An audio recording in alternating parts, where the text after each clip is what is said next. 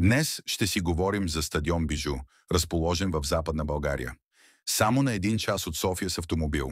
Етрополе се намира на 29 км от Ботевград, 14 км от Правец и на 28 км от Ябланица. Етрополе е разположен в живописната котловина на река Малки Искър, в северните склонове на Стара планина, в подножието на връх Баба. Етрополската котловина е обградена от величествените старопланински върхове Звездец, Шиндърника, Свети Атанас, Марагидия и надморската височина на котловината е 620 метра. По последни данни към 15 март 2024 година.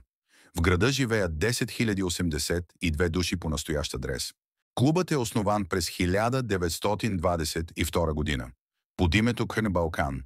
През 1945 година е преименуван на Пейо Кринчев. От 1957 до 1985 година се нарича ДФС Етрополе. През 1985 година е преименуван на Чавдар.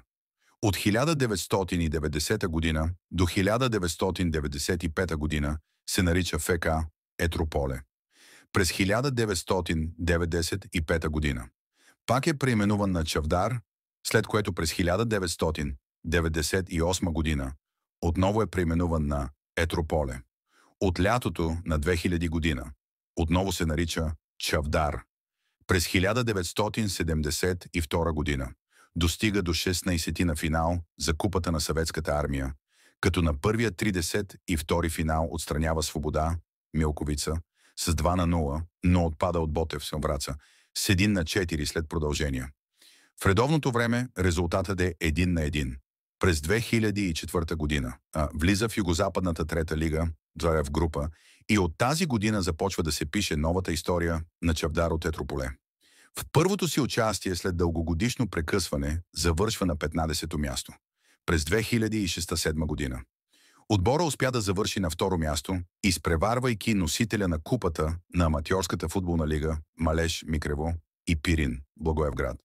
Треньорският щаб на Чавдар най-вляво е старши треньорът на отбора Атанас Атанасов Орела. На 4 юли 2007 година спечели бараж за влизане в западната втора Б група срещу ОФК Ботев, Враца, с 3-2 след изпълнение на Дуспи. В редовното време и продълженията резултатът е 0-0.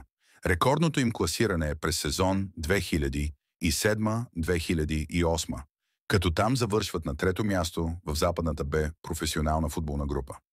Най-големият успех в турнира за Купата на България през 2010 година, когато достига полуфиналите. Там стигат след победа над Банско с 1-0, победа над Рилски Спортист в Самоков с 0-2 на стадион Искър, победа в Пловдив над Марица с 1-0 след продължения, на четвърт финала отстраняват Славия като домакини с 4-2 след изпълнение на Дуспи.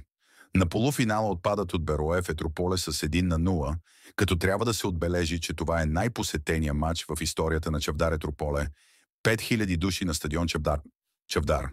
През 2013 година отборът се разформира и спира да съществува, но е възстановен през 2014 година и играе в АОФГ.